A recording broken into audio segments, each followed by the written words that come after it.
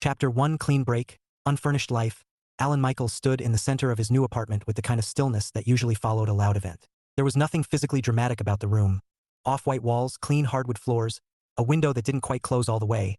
But the quiet pressed in on him anyway, expectant, like it was waiting to see what he would do next. He set his single duffel bag on the floor with a soft thud. "That's it, huh?" he muttered to the empty space. The empty space, in its thoroughness, declined to respond. He walked to the window and pushed it open the rest of the way. The city outside wasn't particularly remarkable. Not towering, not sleepy, just alive in a practical, everyday sense. Cars moved when they needed to. People crossed streets with purpose. No one looked up to wonder who had just relocated their entire life into a second-floor unit with no furniture. Alan leaned his forearms against the windowsill and let out a slow breath. There was no anger left. That had surprised him more than anything. When he had pictured this moment, if he had ever let himself picture it, it had come with volume. Raised voices. The satisfying slam of closure. Instead, it had been quiet. "I'm leaving," he had said. A pause on the other end. A blinking confusion that would have, once upon a time, pulled him into explanation. "For how long?" she had asked. "For good." He hadn't stayed to hear the rest. Not the denial, not the careful reframing, not the skillfully deployed guilt. He knew the script well enough to finish it on his own.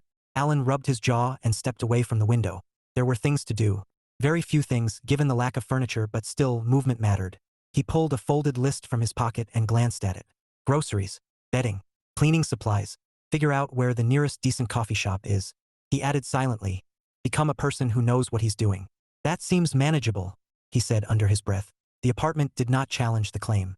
The office building was exactly what he needed it to be. Neutral, structured, predictable.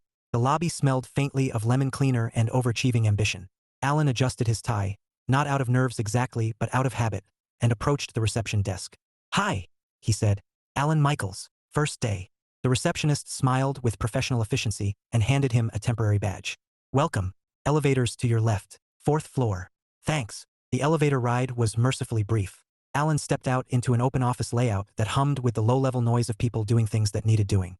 Phones rang in the distance. Keyboards clicked. Someone laughed about something that sounded like a spreadsheet. Not a good sign, but not his problem either. Not yet. "Alan?" He turned to see a man in his mid-40s approaching with an outstretched hand and a smile that suggested both kindness and deadlines. "Tom Green," the man said. "You made it." "Would have been awkward if I didn't," Alan replied, shaking his hand. Tom chuckled. "We try to avoid awkward wherever possible, but it sneaks in. Come on. I'll show you your desk." As they walked, Tom gestured around the office. "We keep things straightforward here. Do the work, communicate clearly. Don't create problems you don't intend to solve." "That sounds reasonable," Alan said. "It's amazing how often it isn't." Alan smiled faintly. "I'll take your word for it." They stopped at a modest but functional workstation. Dual monitors, a standard issue chair, a small potted plant that looked like it had survived at least one dramatic overwatering incident. "Here you go," Tom said. "You'll be supporting a few ongoing projects to start. Nothing glamorous, but it'll give you a feel for how we operate." "Glamour wasn't high on my list." "Then you'll fit right in." Tom handed him a folder. "Read through these when you get a chance. And if you need anything, I'll ask." "Perfect. That already puts you ahead of at least 3 people I can think of." Tom gave him a friendly nod and moved on, leaving Alan alone at his desk. Alone but not isolated. That was the distinction he was trying to understand now. Alone meant self-contained. Isolated meant cut off. He sat down, opened the folder, and began to read. It was possible, Alan decided an hour later, that he liked this. Not the work itself, necessarily. The work was fine. Data, organization, processes that either made sense or didn't, and his job was to make them make sense. No, what he liked was the clarity. Input, action, output. If something didn't align, you fixed it. If it couldn't be fixed, you documented it and adjusted expectations. There was no emotional translation layer required. No second-guessing what a spreadsheet really meant. "Excuse me."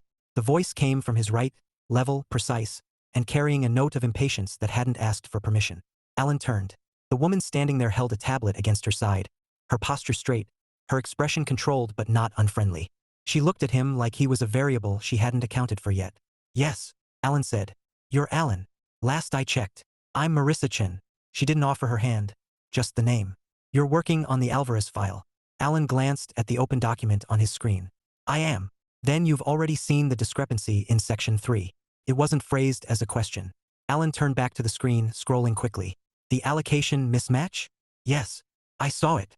And I was about to verify whether it's a data entry issue or a reporting error before flagging it."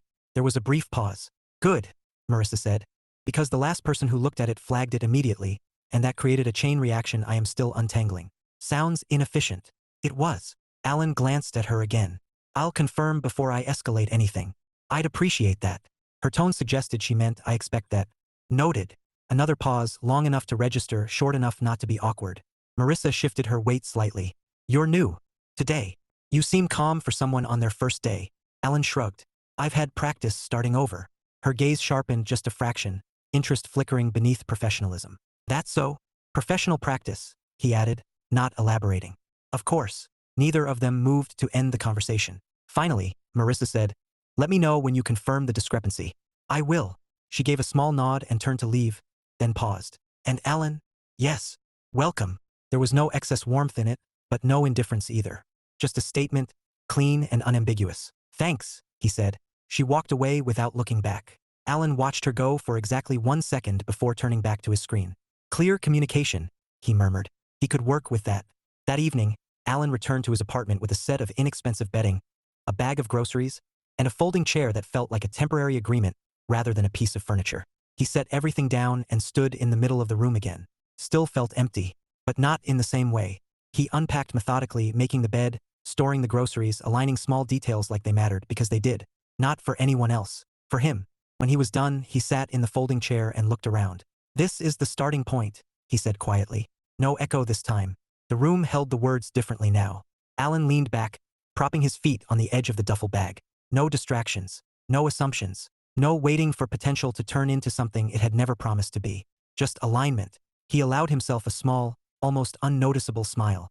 Let's see what that looks like, he said. The future, for once, didn't argue. Chapter 2, The Spreadsheet Incident.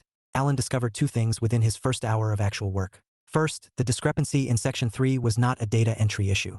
It was worse, a structural inconsistency in how the numbers had been reported across 2 different systems, the kind of problem that looked small until someone tried to reconcile it. Second, Marisa Chen did not hover, but she also did not forget. He noticed her approach before she spoke this time. There was a certain precision to her movement, as if she eliminated unnecessary steps by instinct. Well? She asked, stopping beside his desk. Alan leaned back slightly in his chair, one hand still on the mouse. It's a reporting issue. The allocations were categorized differently depending on which system generated the output. Marissa's expression remained steady. Explain. They're treating the same funds as 2 different classifications, Alan said, turning one of his monitors toward her. Here, it's labeled as operational. Here, it's classified as discretionary. Creates an artificial mismatch. She stepped closer, scanning the screen. So the totals look wrong when they're not. Exactly. They're using different definitions without acknowledging it. Marisa crossed her arms, considering. And the fix? Depends on what matters more. Consistency going forward or correcting historical reports. That's not a satisfying answer. It's not supposed to be. It's the accurate one. She glanced at him, a flicker of something. Not quite annoyance, not quite approval. If we correct historical data, she said slowly, we risk introducing new discrepancies elsewhere. And if you don't, Alan replied, you're training people to trust numbers that don't line up. Marisa exhaled slightly through her nose. You're new, and already presenting me with choices I don't like. I can simplify it if you want. Don't. Then we're aligned. That flicker returned, stronger this time. Barely. Alan turned back to the screen, scrolling to another section. There's also an inconsistency in how the quarterly adjustments were applied. I'm not surprised. You should be, he said. This one's subtle. Marisa leaned in again despite herself. Show me. He zoomed in and pointed. They adjusted Q2 based on revised projections, but they didn't cascade those changes into Q3 forecasts. So Q3 is built on outdated assumptions. She followed his explanation, her focus sharpening as the implications settled in. That's annoyingly thorough. I do what I can. There was a brief silence as she processed the information. Then she straightened. Document everything, she said. We'll need to present this cleanly. I've already started. Of course you have. Alan resisted the impulse to smile. Marisa tapped the edge of his desk lightly. And Alan? Yes. Next time you find something like this, tell me sooner. I found it 20 minutes ago. And you took all 20 before saying anything? I wanted to be sure. She studied him for a beat longer than necessary. Most people aren't. Most people should be. That, apparently, was the wrong or perhaps exactly the right thing to say. Marissa's lips curved. Not quite a smile, but close enough to register. We're going to have problems. Alan tilted his head. Productive ones, I hope. We'll see. She turned and walked away again, her pace just as measured as before. Alan watched her for half a second. Productive problems, he repeated under his breath, then returned to his work. By lunchtime, Alan had established a rhythm. Identify, verify, document, repeat. It was almost meditative.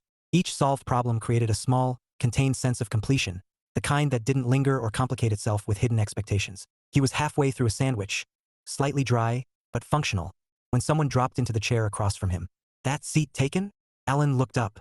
The man across from him had the easy posture of someone who had long ago decided that work was something to be managed, not feared. Early 30s, relaxed grin, the kind of demeanor that suggested he knew where the best coffee places were. It wasn't, Alan said. Great. I'm Jason. Alan. I know. New guy. That obvious? Only because you're still making eye contact with spreadsheets like they might confess something. Alan considered that. They usually do. Jason laughed. I like you already. That seems premature. Give it time. I rush into these things. Alan took another bite of his sandwich.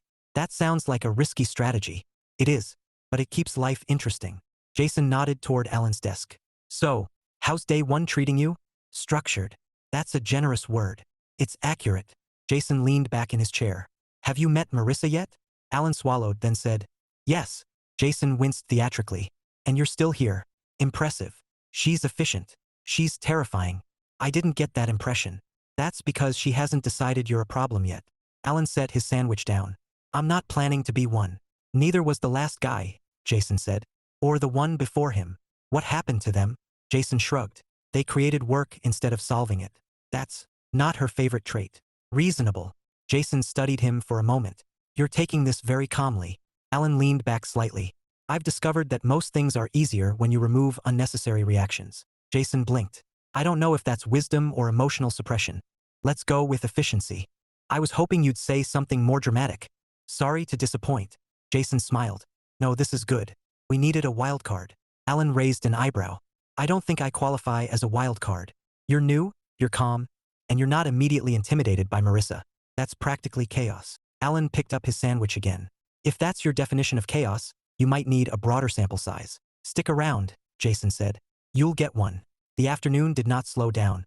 If anything, the pace increased as Alan's notes expanded into structured reports and Marisa's occasional appearances became more frequent. She didn't interrupt unnecessarily. When she approached, it was always with purpose. At one point, she stood beside his desk without speaking for a full 10 seconds. Alan finished typing a sentence before looking up. Yes, you reordered the summary. I did. Why? Because the original sequence buried the most critical issue halfway through. She glanced at the screen. And your version puts it first. It should be first. It disrupts the expected flow. It prioritizes clarity over expectation. Marisa tapped her finger lightly against her tablet. You're making a habit of that. Is that a problem? She considered the question with surprising seriousness. No, she said finally. But it will be if you're wrong. Then I'll make sure I'm not. Another pause. Assessing, measuring. You're very confident, she said. I'm very careful, Alan corrected. She held his gaze for a moment longer, then nodded once. We'll review it together before sending it up. That works. And Alan? He waited. Don't get comfortable. Alan's mouth curved slightly. I just got here. Exactly. She walked away again. This time, he didn't watch her leave. By the end of the day, Alan's desk looked exactly as organized as it had that morning. The difference was intangible but significant. Felt claimed. He shut down his computer and stood, stretching out the stiffness from sitting too long. You survived, Jason said, passing by with his bag slung over one shoulder. So far. High praise for a Monday. Alan glanced around the office. People were packing up, conversations loosening now that the day's structure was winding down. Is it always like this? He asked. Jason shrugged. More or less. Some days are quieter. Some days are worse. Define worse. Jason grinned. You'll know. Alan picked up his own bag. I look forward to the learning opportunity. Jason laughed. You're either going to do really well here or completely unravel the system. I'd prefer the first option. Where's the fun in that? Alan didn't answer. He didn't need to. Outside, the air had cooled slightly, the city shifting into its evening rhythm. Alan walked without a clear destination, letting the movement itself be enough. His mind replayed the day not obsessively, just cataloging. The work made sense. The expectations were clear. And Marisa Chen. He stopped at a crosswalk, watching the light change. She was consistent, direct, demanding, precise. Her words matched her actions. That, he realized, was rare enough to register. The signal changed and he stepped forward. No assumptions, he reminded himself quietly. But for the first time since he had arrived, the future felt less like an empty room and more like something with edges. something he could begin to define. He adjusted his grip on his bag and kept walking. Chapter 3 Rules of Engagement. Alan arrived early on his third day, not out of obligation but preference. The office, in its quieter state, felt like a place designed for clarity rather than interruption. Fewer voices meant fewer variables, and fewer variables meant fewer assumptions. He set his bag down, powered on his computer, and pulled out a small notebook. Something new, something deliberate. He flipped past the first page where he had written a single sentence the night before, alignment over intention. He tapped the pen against the margin, considering it again. Bit heavy for this early in the morning, isn't it? Alan looked up to see Jason leaning against the neighboring cubicle wall, coffee in hand, already fully in motion despite the hour. Depends, Alan said, on what you're comparing it to. Jason glanced at the notebook. Daily affirmations? Daily corrections. Ah, Jason said with a nod. Less uplifting, more surgical. That's one way to put it. Jason took a sip of his coffee. What are we correcting today? Alan closed the notebook. Expectations. That sounds vague enough to be dangerous. Only if you don't define them. Jason smiled. You're going to need a larger notebook. Alan slid it into his drawer. I'll adjust as needed. Jason straightened. Well, let me know when you move on to correcting other people's expectations. That's where things get entertaining. I'm not planning to correct anyone else. Give it time. Alan didn't respond. He didn't need to. Plans, like everything else, were subject to change, but not without reason. By mid-morning, the Alvarez file had evolved from a set of inconsistencies into a structured problem with a clear framework. Alan had outlined 3 viable approaches, each with its own consequences. None of them were perfect, but perfection wasn't the objective. Coherence was. He was refining the language of his summary when Marisa appeared beside his desk, this time without preamble. You reorganized it again, she said. Alan didn't look up immediately. He finished his sentence, saved the document, and then turned. I clarified it. You changed the order. I improved the logic. Marisa crossed her arms lightly. That's subjective. It's testable, he replied. You can follow the argument from top to bottom without backtracking. Her eyes narrowed slightly, not in irritation but focus. Walk me through it. Alan rotated his screen toward her. Start here. The core issue is identified immediately, not implied halfway down the page. Then each supporting inconsistency builds on that foundation. Marisa leaned in, scanning quickly. And the options? Outlined after the diagnosis, not before. Otherwise you're solving a problem you haven't fully defined. She read silently for a moment, her expression unreadable. Jason, passing by at precisely the wrong, or right moment, slowed just enough to glance between them. Oh good, he said lightly. You two are doing the intense quiet thing again. That always ends well. Neither of them acknowledged him. Jason nodded to himself. I'm just going to keep walking. He did. Marisa straightened after a moment. You've made it harder to skim, she said. I've made it easier to understand. Some people prefer to skim. Some people miss important details. She considered that, then tapped the side of his desk. What's your goal here, Alan? The question landed differently than the others. It wasn't about the document. Not entirely. Alan met her gaze. To present something that doesn't require interpretation to be accurate. That's unrealistic, she said immediately. It's necessary. In an ideal world, maybe. I'm not working with ideals, he said evenly. I'm working with outcomes. Marisa held his gaze for a beat longer than usual. And you think this approach guarantees them? I think it reduces ambiguity. Those aren't the same thing. No, Alan agreed. But one leads to the other. For a moment, neither of them spoke. Then Marisa exhaled softly, almost a sound of reluctant concession. Fine, we'll test it. Alan nodded once. That's all I'm asking. She turned to leave, then paused. And Alan? Yes. If this confuses anyone in the meeting, I'll explain it. She studied him, as if weighing something beyond the immediate problem. You'd better. She walked away before he could respond. Alan turned back to his screen. Rules, he thought, not assumptions. He opened his drawer, pulled out the notebook, and added another line beneath the first. Clarity requires accountability. The meeting was scheduled for early afternoon. Alan took a seat slightly off-center, close enough to engage, far enough not to dominate. Marisa stood at the head of the table, tablet in hand, her posture composed and deliberate. Jason slid into the seat next to Alan and whispered, If this goes badly, I'm distancing myself immediately. Alan didn't react. That seems consistent with your approach. I believe in adaptive loyalty. Marisa looked up from her notes. If the side conversation could conclude? Jason smiled brightly. It already has. Good. The room settled. Marisa began without introduction. We've identified several inconsistencies in the Alvarez reporting structure. Alan will walk through the findings. There was no buildup, no softening of the handoff. Alan stood. For a fraction of a second, he felt the attention shift toward him. Not heavy, not hostile, just present. He took a breath. Section 3 contains the primary discrepancy, he began. But it's not an isolated error. It's the result of inconsistent classification across systems. He moved through the explanation steadily, neither rushing nor slowing unnecessarily. He didn't try to impress them. He didn't try to anticipate their reactions. He simply laid out the information as it existed. When he reached the proposed solutions, he paused. These are not equal options, he said. Each one resolves the issue in a different way with different trade-offs. He outlined them clearly, no embellishment, no hedging. When he finished, the room was quiet. Then someone asked, "Which one do you recommend?" Alan didn't answer immediately. He glanced at Marisa. She didn't step in. It wasn't her decision to make. Not in this moment. Alan looked back at the group. Option 2, he said. It creates the least long-term ambiguity, even though it requires more upfront correction. More work, someone muttered. More alignment, Alan replied. A few heads tilted. Not disagreement, consideration.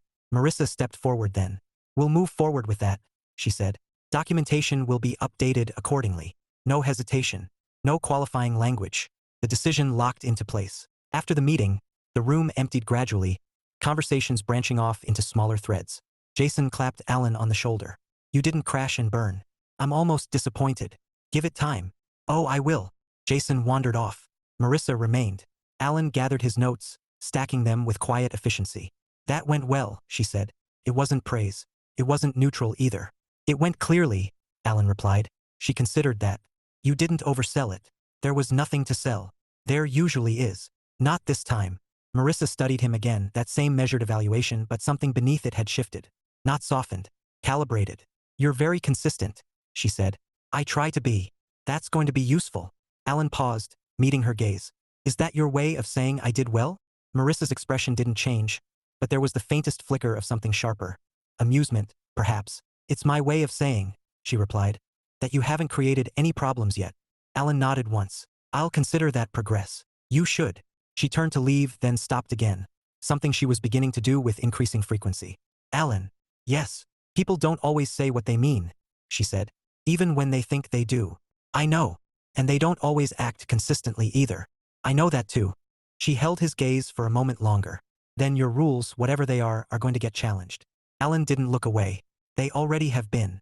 And I'm still here. Marissa's lips curved. Not quite a smile, but closer than before. Good, she said simply. Then she walked away. That evening, Alan sat in his folding chair again. The apartment still sparse but no longer unfamiliar. He opened the notebook and read the 2 lines he'd written. Alignment over intention. Clarity requires accountability. He tapped the pen thoughtfully, then added a third. Rules are only useful if they adapt without breaking. He leaned back, staring at the ceiling. Marisa was right. People weren't consistent. Not perfectly. Not always. But that didn't mean alignment was impossible. It just meant it required something more than observation. It required engagement. Alan closed the notebook. Careful, he said quietly to himself. This was how distractions started, subtle, reasonable, easy to justify.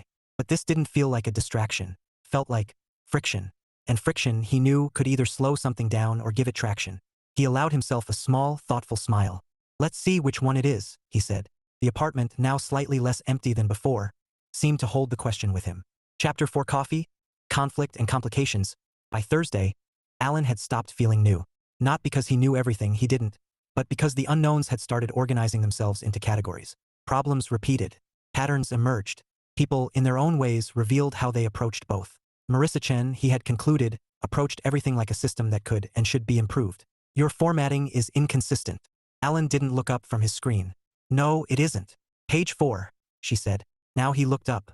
Marisa stood at the edge of his desk, tablet in hand, eyes already scanning his document without waiting for permission. The tone was familiar by now. Not confrontational, not passive, just exact. Alan turned the monitor toward her. Show me. She leaned in, tapping a section of the page. These headers, they vary in spacing. They adjust based on the length of the subsection. That creates visual inconsistency. That maintains structural proportionality. Marisa paused, eyes still on the screen. You're arguing about aesthetics. I'm arguing about readability, Alan corrected. The sections are easier to process when they scale naturally. They're easier to align when they don't. Alan leaned back slightly in his chair. You prioritize uniformity. You prioritize variation. I prioritize clarity. And you assume variation improves it. I don't assume, he said. I test. She straightened, finally looking at him instead of the document. You test everything. Most things. That sounds exhausting. It's efficient.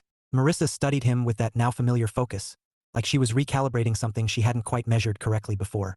Jason's voice cut in from behind them. I feel like I've walked into a debate that started 3 hours ago.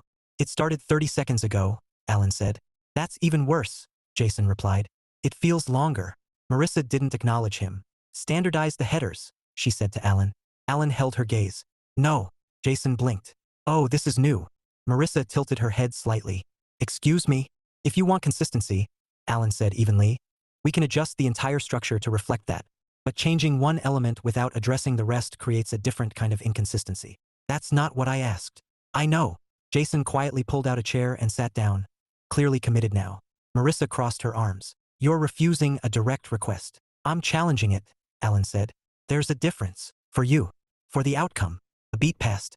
Jason leaned forward, whispering loudly, should I get popcorn? Or is this a short scene?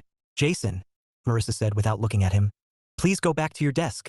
I am at my desk. Then go further back. Jason stood, unoffended. I'll be nearby, for moral support, or documentation. He left with a grin. Silence settled between Alan and Marisa. Not tense exactly, but deliberate. You're doing that thing again, she said. What thing? Where you turn a simple instruction into a larger discussion. Alan folded his hands loosely on the desk. Because the instruction isn't simple. It affects the structure. It affects formatting. It affects perception. Marisa exhaled slowly. You're not wrong, she said. But you're also not practical. Alan considered that. Explain. Sometimes, she said, choosing her words with care, the correct solution isn't the most effective one in the moment. And sometimes the effective one creates more problems later. That's a future concern. That doesn't make it less real. Marisa held his gaze again, longer this time. You plan like you're going to live with every consequence indefinitely. I plan like they matter, Alan said. Another pause. Then, unexpectedly, she smiled brief, sharp, and entirely unsoftened. You're inconvenient, she said. I've been called worse. I'm sure you have. She glanced back at the screen, then tapped it once. Fine. Leave the headers for now. But if it creates confusion, I'll fix it. Yes, she said. You will. She turned and walked away, this time not pausing. Alan watched her go for a fraction longer than usual, then turned back to his work. Inconvenient, he repeated quietly. It didn't sound like criticism. The coffee machine on the third floor was, according to Jason, the only thing in the building worth fighting for. Alan wouldn't have used that phrasing, but he understood the sentiment. He stood there now, waiting as the machine made a series of overly complicated noises. You're using it wrong. Alan didn't turn. I'm following the instructions. Those are suggestions, Marisa said, stepping beside him. Alan glanced at the machine. It says, select size and press start. And you selected medium, she replied. Yes, that's your first mistake.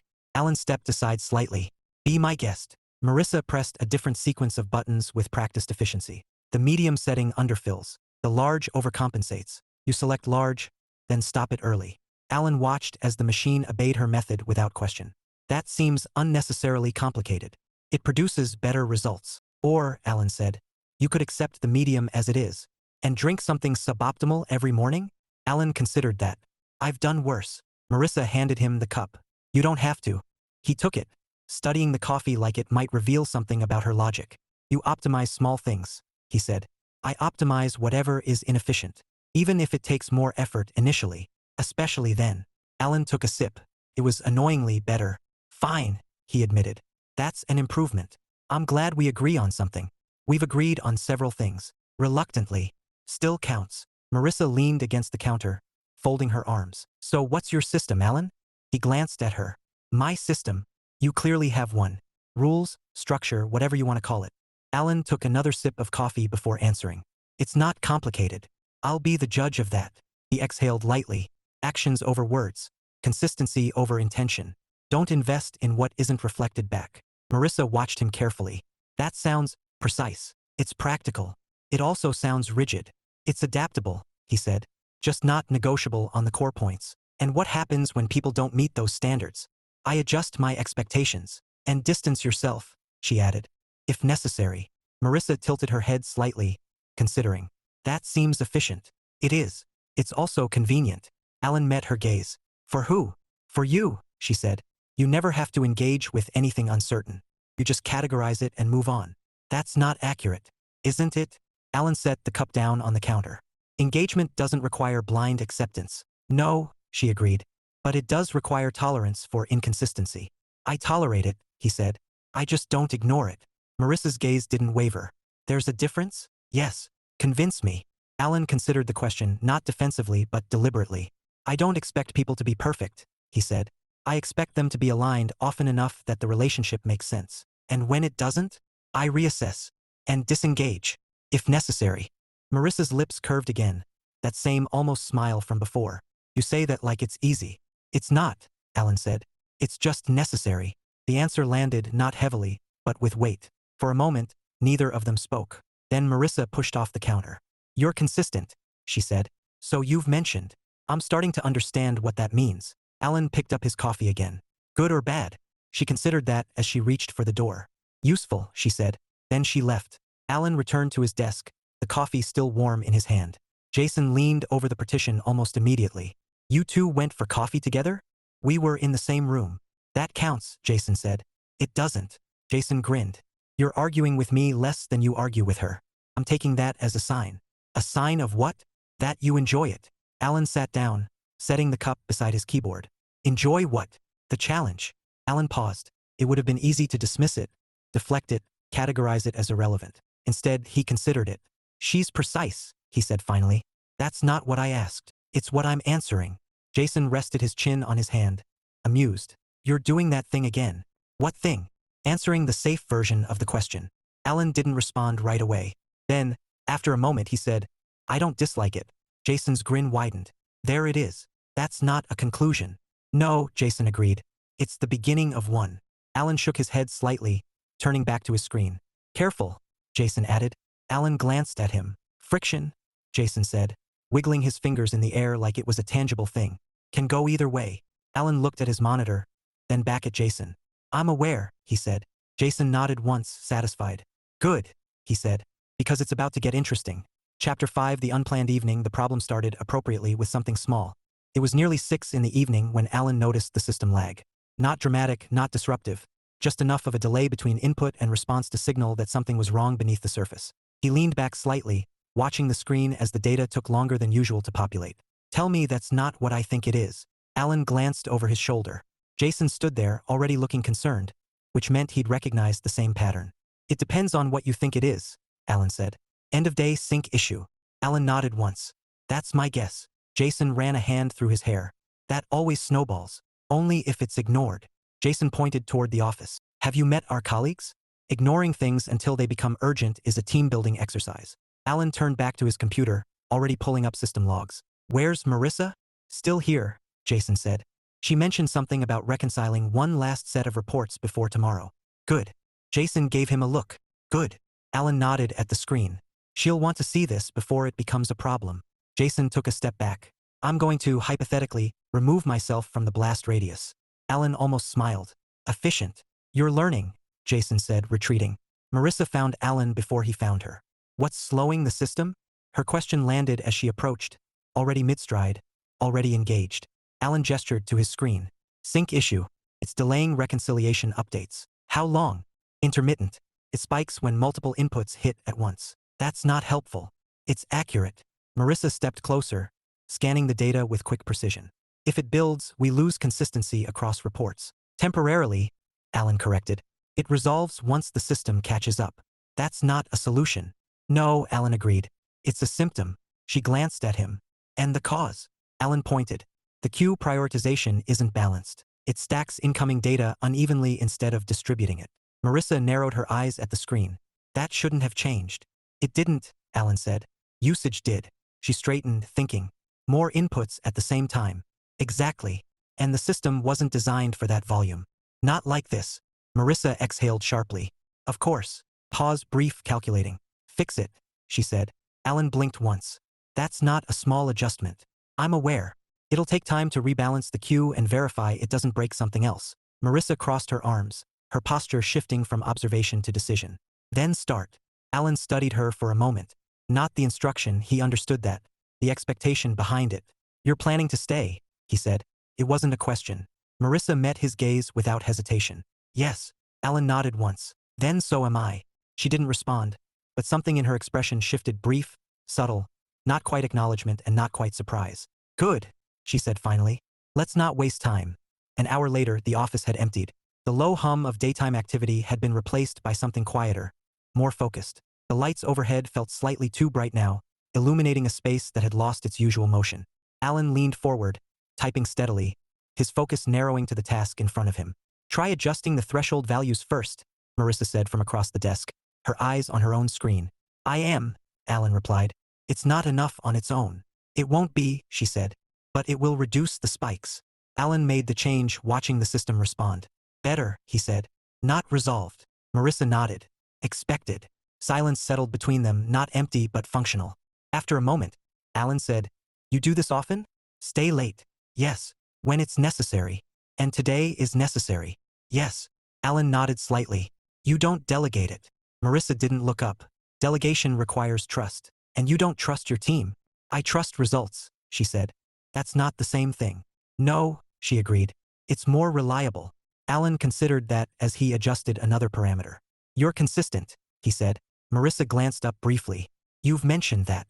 And you expect it from others. I expect accountability, she corrected. And you enforce it directly. Yes. Alan leaned back slightly, stretching his shoulders before returning to the keyboard. That narrows your margin for error. Marisa's gaze sharpened. Explain. If you expect precision from everyone, he said, then your own decisions have to hold up under the same scrutiny. They do. That's a claim, Alan said evenly. Not a guarantee. Pause. Then, unexpectedly, Marisa pushed back from her chair and stood, walking around the desk to his side. Show me where I'm wrong, she said. Alan didn't react immediately. He simply adjusted the display so both of them could see clearly. The prioritization model, he said. It works under normal conditions and fails under increased load, she said. Yes, that's a system limitation, not a decision error. Not entirely, Alan replied. The threshold values were set based on previous usage patterns, which were accurate at the time. Which changed. Marisa crossed her arms, looking at the screen. So you're saying I should have anticipated increased demand? I'm saying the system should be able to adapt to it, Alan said. And that's a design choice. She was quiet for a moment. Then, you're not wrong. Alan glanced at her. I'm not trying to be right. I know, she said. That's what makes you difficult to argue with. That suggests you enjoy arguing. Marisa's lips curved faintly. Only when it's necessary. Another pattern. Another observation. Their eyes met briefly, and something in the air shifted. Not dramatically, not suddenly, just enough to be noticed. Alan turned back to the screen first. I think I've got something. Show me. Another hour passed. Adjustments layered over adjustments, each one tested, verified, refined. The system gradually stabilized, not perfectly, but predictably. Alan sat back, watching the data cycle through without delay. That's closer, he said. Marisa leaned in beside him, her focus sharp as ever. Run another input set. He did. The system processed it smoothly. Marisa exhaled. A quiet, controlled release of tension. That will hold, she said. For now, Alan replied. For tomorrow, she corrected. Alan nodded. That's enough. For a moment, neither of them moved. Then Marisa stepped back, glancing at the time. It's late. It is. You could have left, she said. So could you. I had a responsibility. So did I. She looked at him, more directly than usual. You didn't have to stay for this. No, Alan agreed. I chose to. Why? The question wasn't casual. Alan considered it. Because unfinished problems don't stay contained, he said. They carry forward. Marisa held his gaze. That's very consistent. It's practical. It's also rare. Alan shrugged slightly. It shouldn't be. No, she said. It shouldn't. A pause settled, longer this time but not uncomfortable. Marisa broke it first. You haven't eaten, have you? Alan blinked. Not since lunch. Same, she said. Another pause. Then, almost reluctantly, she said, There's a place across the street. Still open this late. Alan studied her expression. Not the words but the intention behind them. Direct, unembellished, aligned. Okay, he said. The restaurant was quiet, the kind of place that catered to late conversations more than quick turnover. They sat across from each other in a booth, menus open but mostly ignored. You don't seem like someone who starts over easily, Marisa said after the server left with their order. Alan leaned back slightly. I don't. But you did. Yes. Voluntarily. Yes. Marisa tilted her head, studying him. That suggests something significant. It suggests clarity, Alan said. That's a careful answer. It's an accurate one. She didn't look away. Try again. Alan exhaled lightly. I was in a long-term relationship, he said. It stopped aligning with reality. Marissa's expression didn't change, but her attention sharpened. How so? Words didn't match actions, Alan said. Consistency wasn't there. And you left. Yes. No discussion? There was nothing to clarify. That's a strong conclusion. It was a clear one. Marisa considered that. Most people stay longer than they should. Most people hope things will change. And you don't. I don't plan on it, Alan said. A brief silence followed. Then Marisa said, that sounds controlled. It's intentional. It's also limiting. Alan met her gaze. Only if you expect uncertainty to resolve itself. Marisa leaned back slightly, folding her arms. And what if it does? Then it proves itself, Alan said. Through action. She studied him for a moment longer. You really believe that? She said.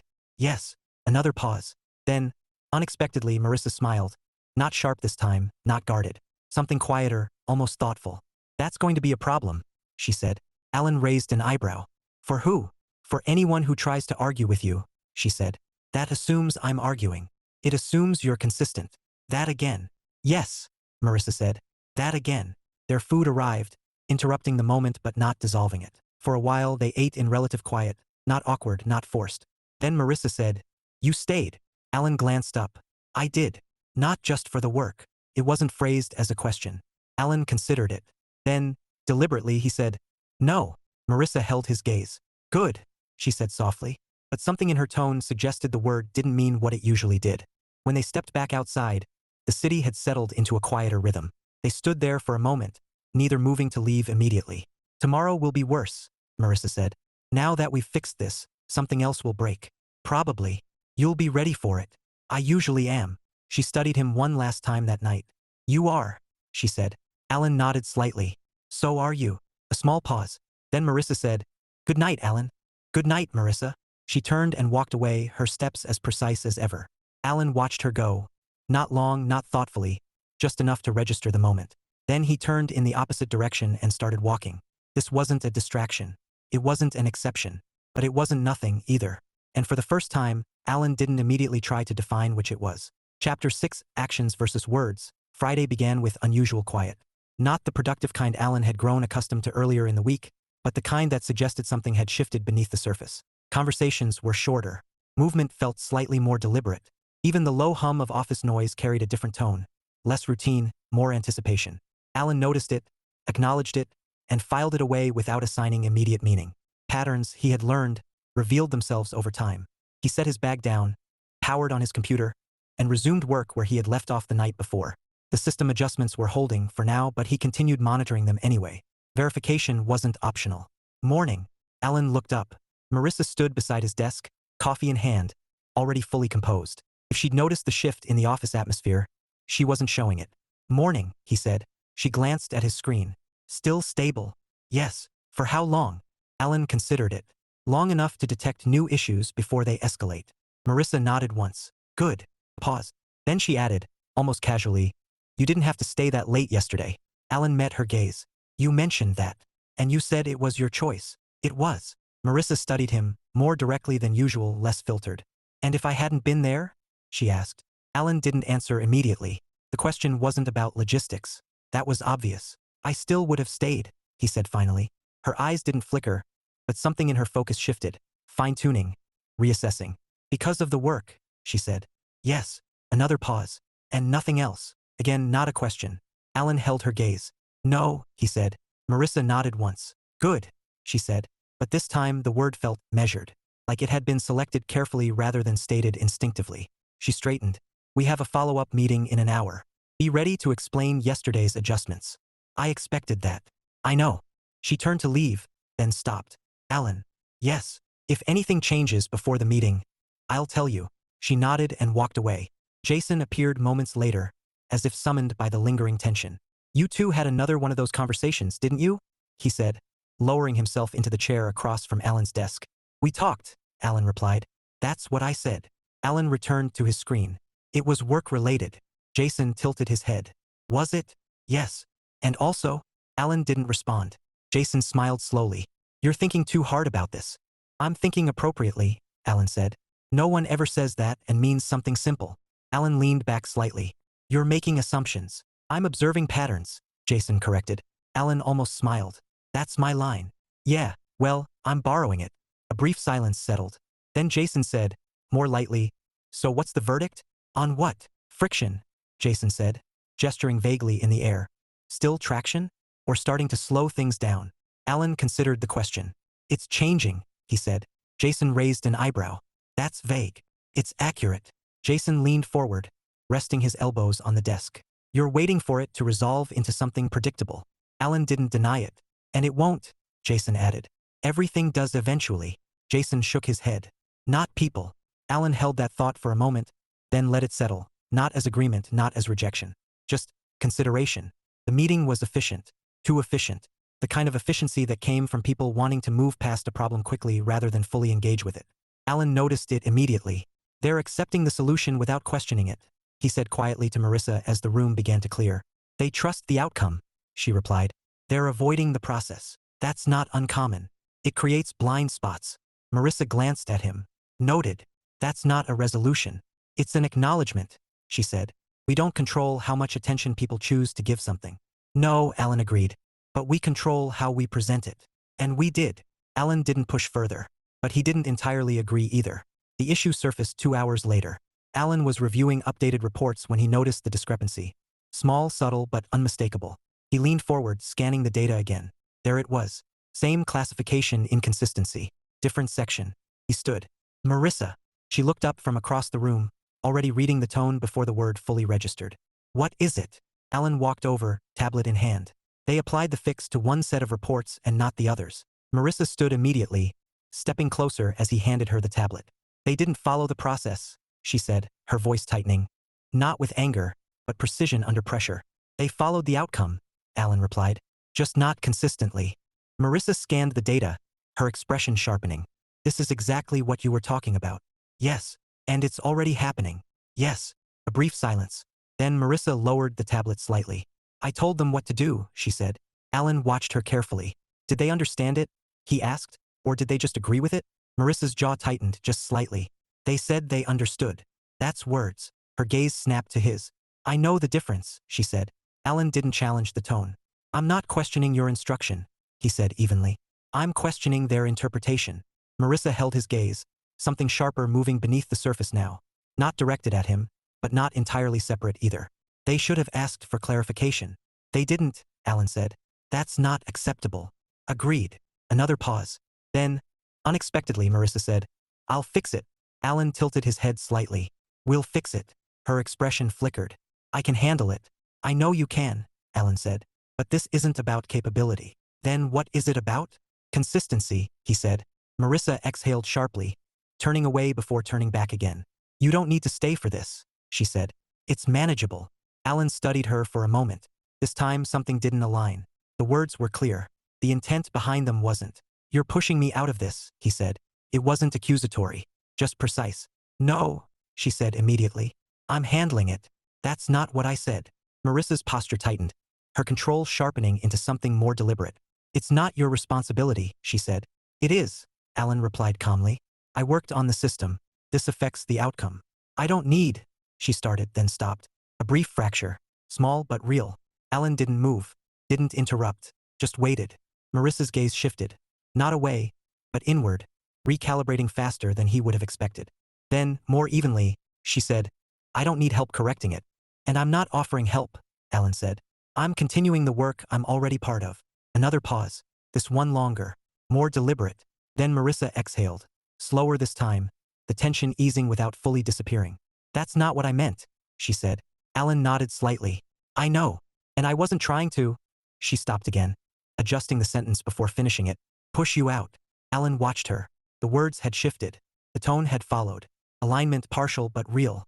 Then we fix it, he said. Together. Marisa held his gaze for a moment longer. Then she nodded. Together, she said. They worked in near silence, focused, efficient, aligned. This time, the adjustments were faster, more precise. Not because the problem was simpler, but because the process had been clarified. At one point, Marisa said quietly, You were right earlier. Alan didn't look up.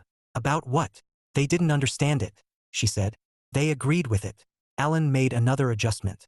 It happens. Not if I can prevent it. That's ambitious. It's necessary, she said. Alan glanced at her briefly. You're adapting. Marisa didn't look away from her screen. So are you. A small pause. Then Alan said, that's part of the system. Marissa's lips curved, faint, but unmistakable. Good system, she said. By the time they finished, the office was nearly empty again. Not as late as the previous night, but late enough to notice. Marisa leaned back in her chair, exhaling. That should hold, she said. Alan nodded. It will. For a moment, neither of them spoke. Then Marisa said, earlier. Alan looked at her.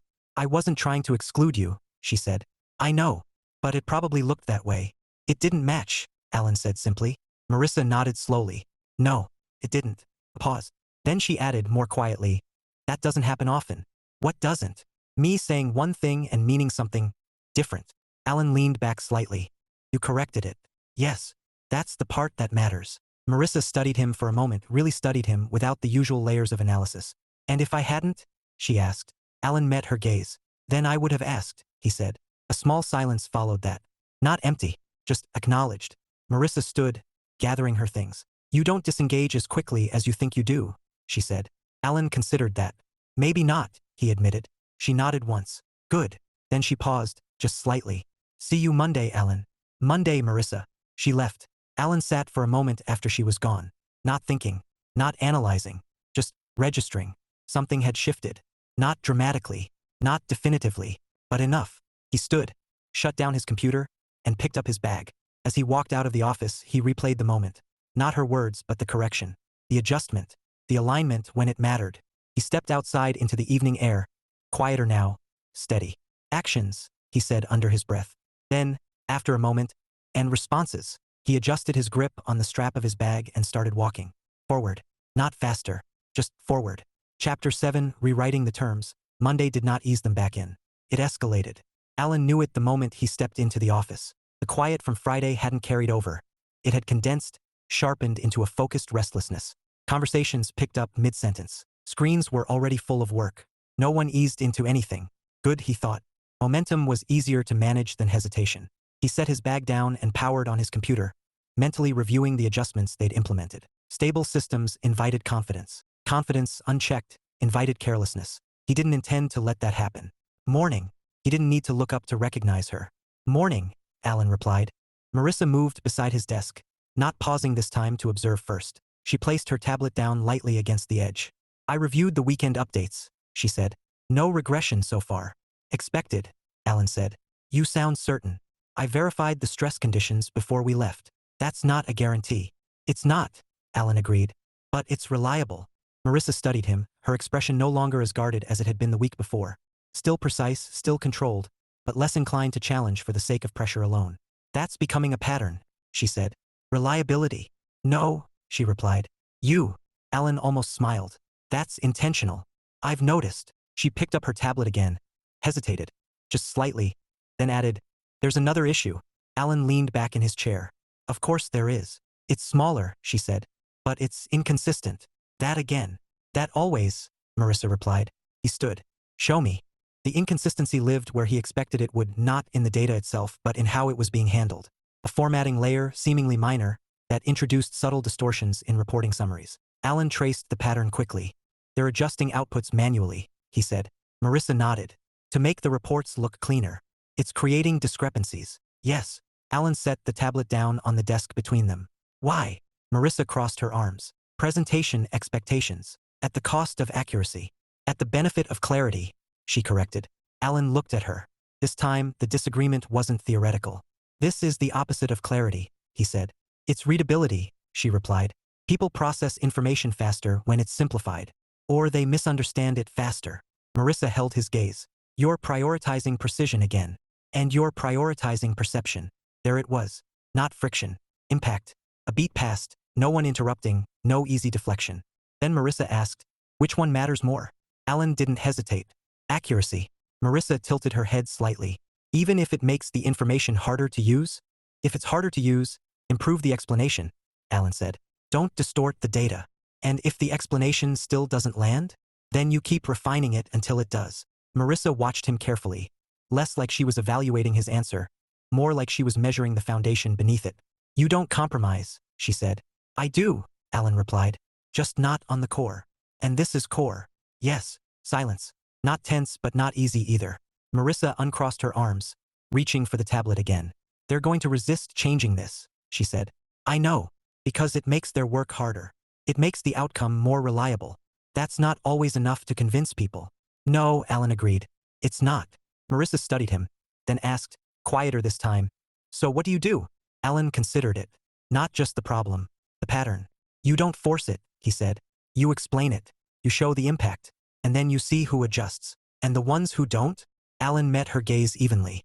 You stop relying on them for that part of the process. Marisa didn't respond immediately. Then, that's decisive. It's consistent. That again, she said softly. The conversation didn't resolve there. Carried into the meeting. You're removing the manual adjustments entirely? The question came from across the table, hesitant but edged with resistance. Yes, Marisa said. Effective immediately. A murmur moved through the room. They make the reports easier to read, someone added. They make them less accurate, Alan said. Eyes shifted toward him, some curious, some wary. It's a trade-off, the same voice replied. It doesn't have to be, Alan said. Marisa stepped in, her tone level but firm. We're refining the presentation layer without altering the underlying data. That will take more time, someone pointed out. Yes, she said. A pause. Then, we're not optimizing for speed at the expense of correctness. The statement landed clean. Not open for negotiation. Alan glanced at her just briefly. Alignment. Not identical but overlapping intentionally. The resistance didn't disappear, but it shifted from opposition to reluctant acceptance. The meeting moved on. Afterward, the energy in the room changed again. Not lighter, but clearer. Defined. Alan returned to his desk, reviewing the next steps when Marisa approached. You pushed that harder than I expected, she said. Alan didn't look up right away. It mattered. I know. He glanced at her.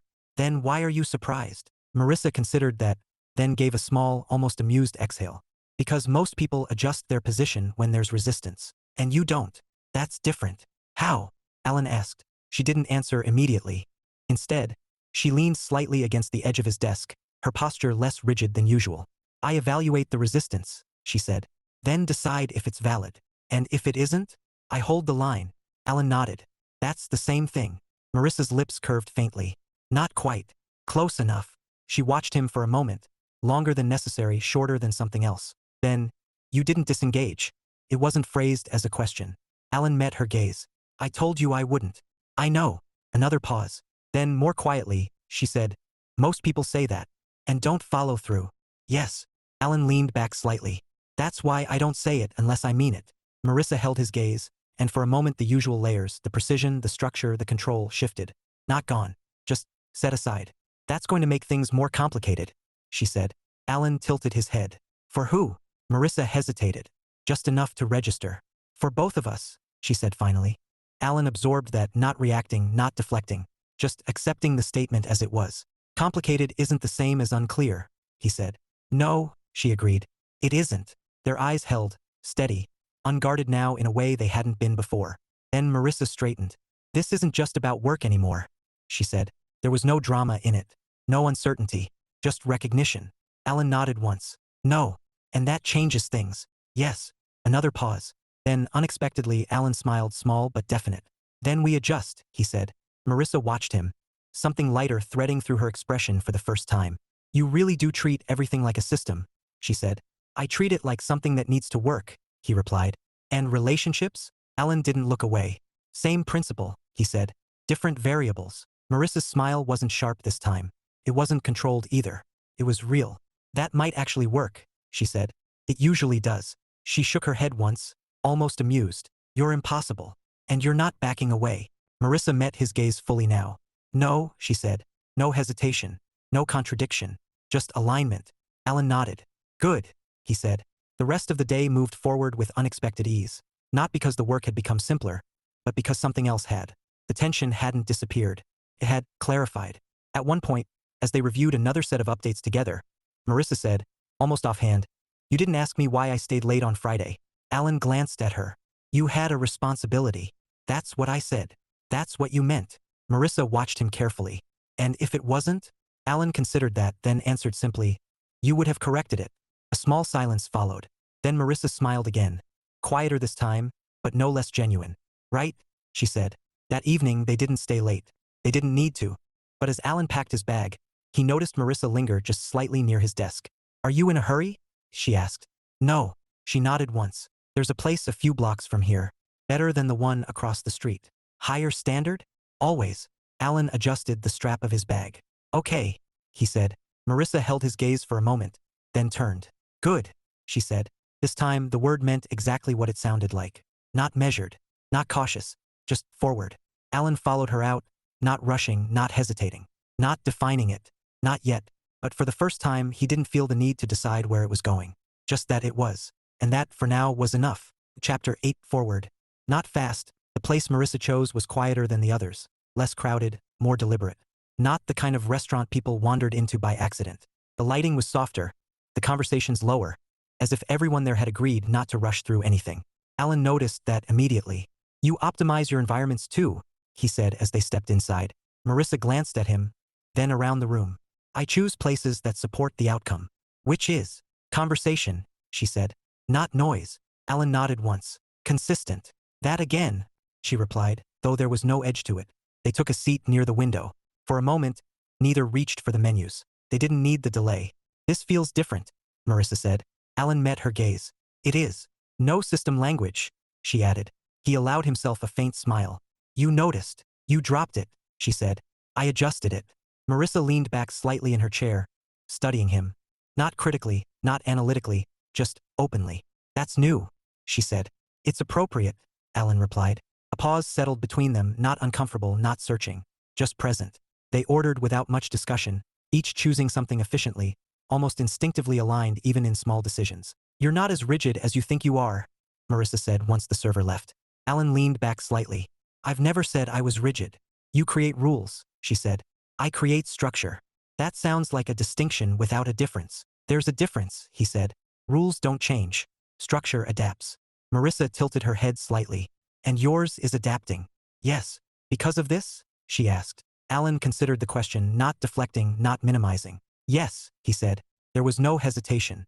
Marisa didn't look surprised, but she did look attentive. That's not a small admission, she said. It's not, he agreed. Most people would avoid saying that. I'm not most people. That's becoming increasingly clear. Her tone carried something lighter now. Not challenge, not distance. Recognition. For a while, the conversation moved easily. Topics drifting from work to smaller things. Fragments of their lives that hadn't fully surfaced before. Not dramatic disclosures. Just context. Marisa mentioned how she had moved cities twice before settling here, each time for an opportunity she had evaluated more than chased. I don't believe in waiting for the right situation, she said. I believe in selecting it. Based on what? Alan asked. Trajectory, she said. Not potential. Alan smiled slightly. I understand that. I assumed you would, she replied. He shared less directly but no less clearly. Not details about his past relationship. Those had already served their purpose, but the shift afterward. I stopped giving people credit for who they might become, he said, and started paying attention to who they are. Marisa nodded. That's sufficient. It's also limiting, Alan said. Her eyebrows lifted slightly. That's new. He let out a quiet breath. It excludes possibilities before they have a chance to prove themselves. Marisa leaned forward just slightly, her focus narrowing. And you're reconsidering that? Yes. Because of experience? Yes. Another pause. Then, more deliberately, because of me? Alan didn't look away. Yes. The words settled between them, steady and unforced. Marisa leaned back again, not retreating but absorbing. That's significant, she said. It's accurate, he replied. Their food arrived, interrupting the moment just enough to let it settle. They ate slowly, not out of formality, but because neither seemed inclined to rush past the conversation waiting just beneath the surface. After a while, Marisa set her fork down. I don't operate the way you do, she said. Alan nodded. I know. I don't expect everything to align immediately. I know that too. I allow for adjustment, she continued. Inconsistency sometimes as long as the direction is right. Alan listened without interrupting. And sometimes, she added. That means I say something before I've fully decided it. Alan considered that. You correct it, he said. I try to. You do. Marisa watched him carefully. That matters to you. It does. More than initial alignment. Yes. A small silence followed. Then Marisa asked, and what happens when adjustment isn't enough? Alan didn't answer right away. He let the question exist. I reassess, he said finally. And I decide whether it's something I can engage with, he replied. Or walk away from. If necessary. The words were familiar, but the context wasn't. This time, there was no distance behind them. No default conclusion waiting at the end. Just possibility. Marissa's expression softened. Not dramatically, but enough that it changed how she held his gaze. That used to be your first move, she said. To walk away. Yes. Alan nodded. It was. And now? He exhaled lightly. Now it's further down the sequence, he said. Marissa smiled, small, but genuine. That's progress. It's adjustment. That again, she said. He returned the faint smile. That again. They finished dinner without rushing, the conversation continuing, shifting, expanding, settling into something that felt less like negotiation and more like discovery. When they stepped outside, the night was calm, the streetlights casting long, steady shadows across the sidewalk. They didn't immediately move, not out of hesitation, just awareness. This is where people usually define things, Marissa said. Alan glanced at her. Define what? This, she said. There was no ambiguity in it. Alan considered that. Do you want to? He asked. Marissa shook her head slightly. No. Me neither. Pause. Then she added, that would be premature. Yes. And unnecessary. Yes. Their eyes met, and something shifted again. Not uncertain. Not tentative. Settled. So what are we doing? Marissa asked. Alan didn't rush to answer. He didn't categorize it. Didn't reduce it. He just said, we're continuing. Marissa held his gaze. That's it. For now, Alan replied. We're not rushing it. We're not labeling it. We're just continuing. She studied him for a moment longer, then nodded once. That works.